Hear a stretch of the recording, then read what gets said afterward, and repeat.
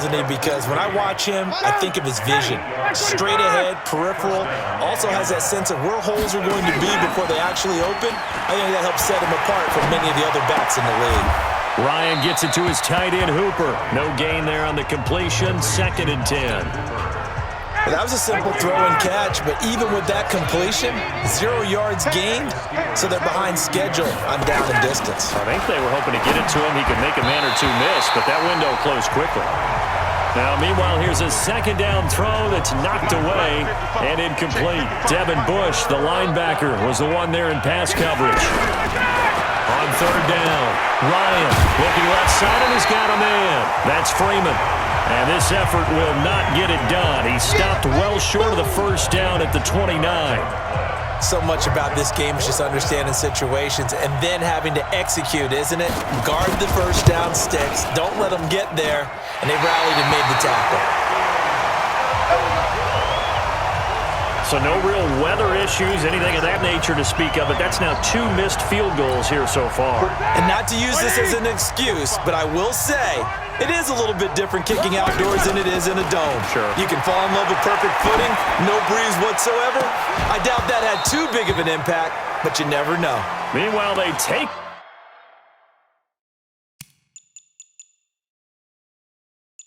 a shot to start the drive, but this is going to wind up incomplete. They'll try again from the 36 on 2nd and 10. On 2nd down, Connor looking for space. And he'll take this one for about 4 up to the 40. That 2nd down play call was not to pick up the 1st down. It was to accomplish what they did to get them into a manageable 3rd down because they had incompletion on 1st down, so they were behind the sticks, so to speak. They need to make up some ground. Nowhere to escape, and he goes down. Deion Jones drops him for a loss of 10, and it's going to be 4th and long.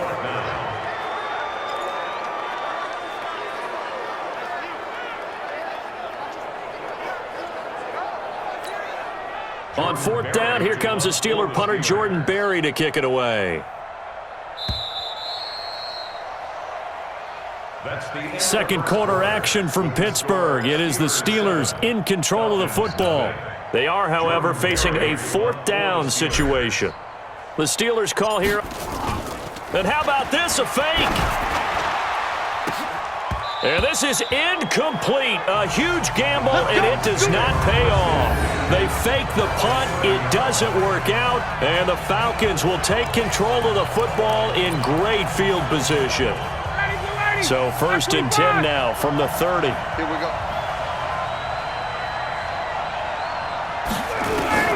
From the gun, it's Ryan. Into a double team, and it's intercepted. Picked off by Mark Barron. And a big turnover there as his guys will get the football back. Well, this is a defense that can confuse even the best of quarterbacks with their zone schemes. And here you've got a linebacker that's going to stay at home and just sit down in that zone. And got his man complete. And nothing but daylight ahead. And into the end zone. Touchdown, Pittsburgh. Juju Smith-Schuster, an 80-yard touchdown. And the Steelers get the quick strike touchdown. Oh, look at this. A flip to the kicker. He's going to try to run for it. And this fake extra point attempt failed big time. Not only did they not get it, they went backwards. Let me go ahead and show my age a little bit. I liked it when they would fake it from the 3-yard line, right? When he'd line up, go ahead and, oh, there's a fake, and he's going to get 2. That's great. But from the 15, the risk-reward, it's just not there. So risky to get 15 yards on a fake. Come on, fellas. Well, you see the result right there. Yeah, I know these young whippersnappers are trying to do different things in this game, but let's go back to old reliable. Kick the ball through the post. Get off my lawn. That's darn right. You can't block me.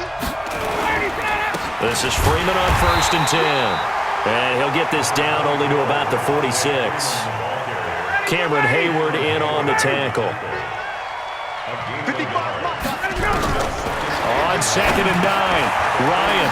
And finding the tight end Hooper. And he gets this inside the 35-yard line. It's a gain of 11, and the Falcons pick up the first. Now Ryan on 1st down. And it's caught over the middle. Hooper. And the ball is knocked out. And it's picked up by the Steelers. And his guys will take over at the 25-yard line. The psychology of the game never ceases to amaze me because you would think there would never be a fumble from what we hear from coaches all the time, right? And how much they practice not fumbling. Practice it, preach it, talk about it all the time. You would think no one would ever turn it over. Yet they are humans out there running around, and we just saw another one. Opportunistic by the defense. He'll get 10 there all on his own, but it'll be second down. So not quite a first down just yet as they come up on second and less than a yard. Now it's Roethlisberger going tough, and this will be caught at the 30.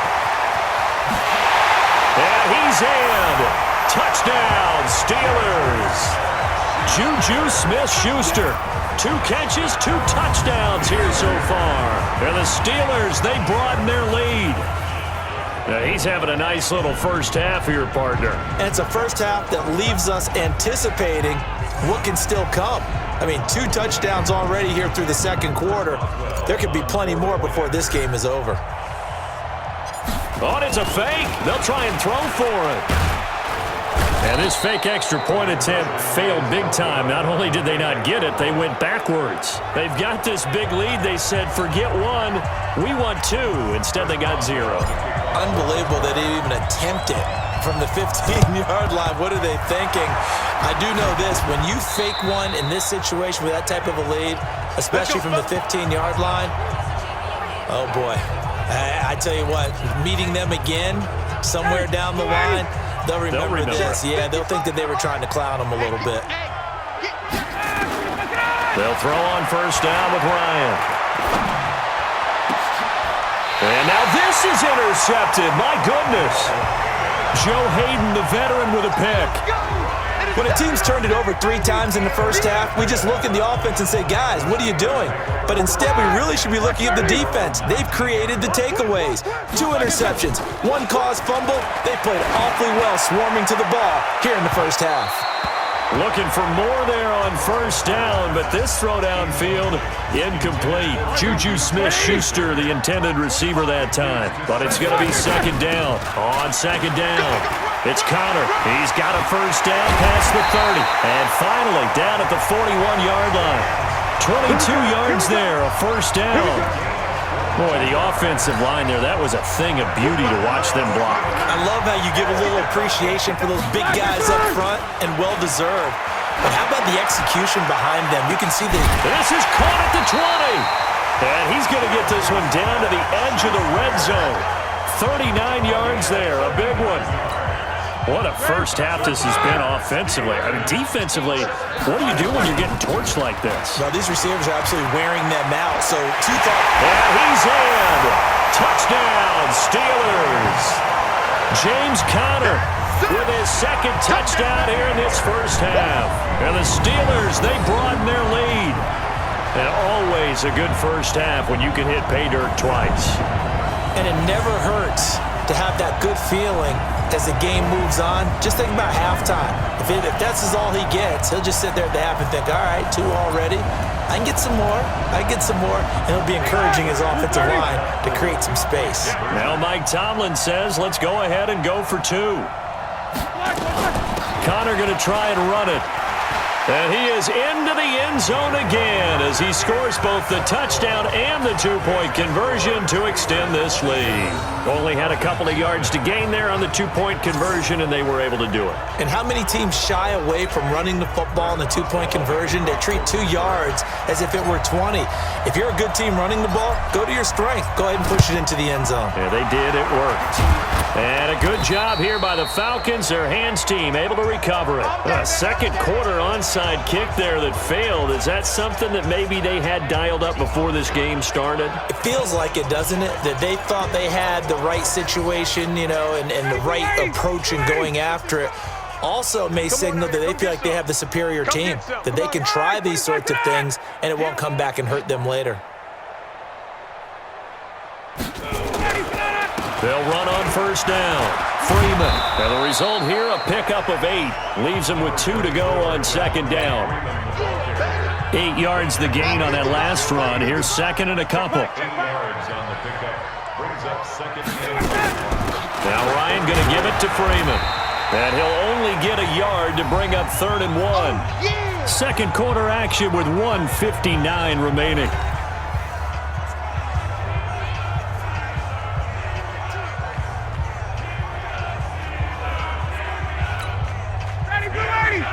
We remind you that coming up at halftime, Jonathan Coachman will be alongside. He'll have highlights and analysis from Orlando of this first half of action. Ryan, and this is going to be incomplete. Problems on 3rd down so far in this first half. Relatively small sample size, but they're now 0 for 3. And the average in the league, somewhere around 40% on 3rd down for offenses. So what's the answer to this? Either convert them or don't get the 3rd down in the first place. Get your big chunks of yards on 1st and 2nd down.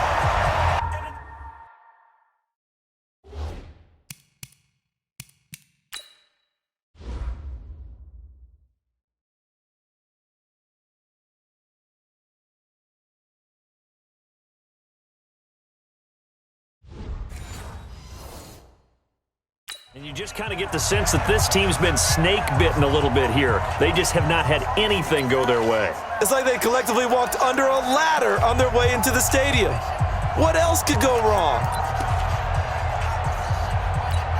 Here we go. The Steeler offense here about ready for their next drive. They had to go a long way on their last drive to score the touchdown. This time they get at least a little bit more of a cushion. And that's caught inside the 30. And into the end zone. Touchdown, Pittsburgh. Juju Smith-Schuster on his way to a monster game. 3 first-half touchdowns as his guys continue to put this one out of reach. And now Big Ben will lead the Steelers up to go for 2. Even though he was forced from the pocket, still able to adjust, make the long throw, and it ends with a really big touchdown. Yeah, moving to his left. The key to everything when they're moving outside of the pocket, doesn't matter which side, making sure those shoulders get around and you get back square so you can get everything on the throw and create the big play we just saw there downfield. The risk-reward of the onside kick. When you don't get it, the risk comes out to play, and here they gave up great field position. And that's the key to everything because you're trying your best to press advantages when you have them, and field position leads you to that type of play calling, and whether you want to blitz or whether you want to throw the ball deep, those types of things. Now they've given up that type of field position, the advantage is switched to their opponent. They're going to need to get up and set in a hurry. Looking to throw again on 2nd down. Ryan, and past the 35, he'll be dropped a yard or 2 shy of the 30. Now the Falcons going to use one of their timeouts as they'll stop it with exactly a minute to go before halftime. Line of scrimmage, the 31 now on 1st and 10. Watch tight end. 4 down. Get up. From the shotgun, Ryan swings it out to the flat for Freeman. And they'll get him down after a pickup of 8, 2nd and 2. The Falcons going to use the second of their timeouts as they get the stoppage with a little over 50 seconds to go in the first half. And he's got his man out of the backfield. That's complete. And that's when it's fun to play defense. When you're able to diagnose a play right from the beginning, get all your guys to the football, and spill the play, that's when you have a lot of fun playing on that side of the ball. 3rd and 2, now Ryan. And he's got a man, Calvin Ridley. And he picks up the first down yardage as he takes it down to the 16. Falcons going to use their 3rd and final timeout as it'll come with 15 seconds to play in the first half. A first chance in the red zone for the Falcons now. They come up 1st and 10 at the 16. And now a throw on 1st down there, but it's incomplete. So after the incompletion on 1st, now 2nd and 10. To throw again. Ryan, nowhere to escape, and he goes down. T.J. Watt causing the disruption. He gets